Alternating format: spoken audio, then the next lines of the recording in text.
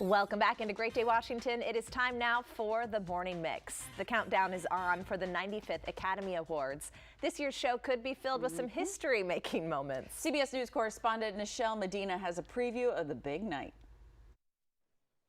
Preparations are underway as Oscar Gold takes over Hollywood. This year, Jimmy Kimmel returns for his third stint as host of the show. Mrs. Wang, are you with us? I am paying attention. With 11 nominations, Everything Everywhere All at Once could have a big night. The film has dominated the major Guild Awards so far and is seen as the frontrunner for the prestigious Best Picture prize. A movie that has won those has never lost Best Picture. It's unprecedented.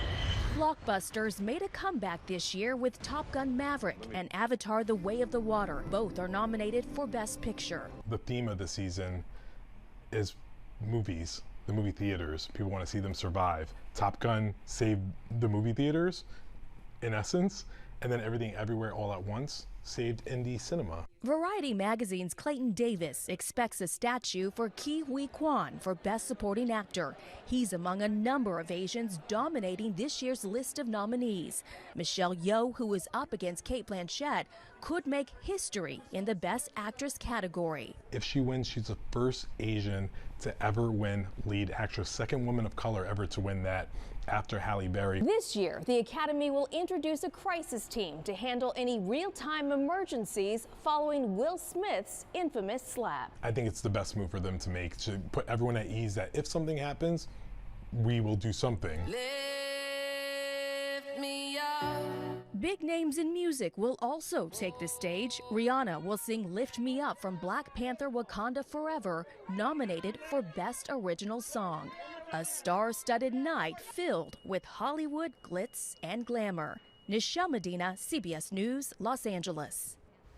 And then you got the fashion on top of that. Yes. I mean, a little bit of everything. All right, have you gotten through all the movies? Most of everyone they talked about, Okay. I have seen. So I feel like I'm safe there. I do still want to see, though, Cate Blanchett, who's nominated for Best Actress, lead actress.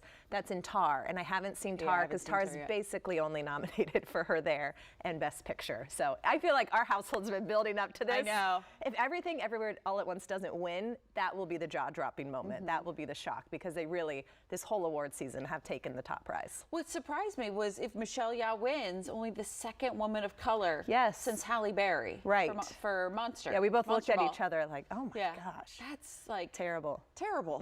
Very much. Especially what we saw with the nominations this year. Yeah. Where a couple people were pushed out, right? Yes. Because of that small film. Well, on Monday, of course, we'll have an Oscars recap for you. We're also going to talk about the fashion from the red carpet on Monday, so we hope you'll join us then.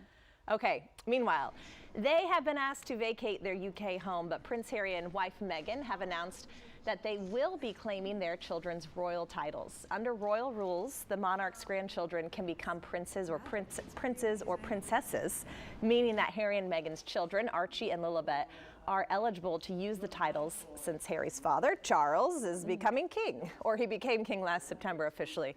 This spring we'll see his coronation. This year. Yeah.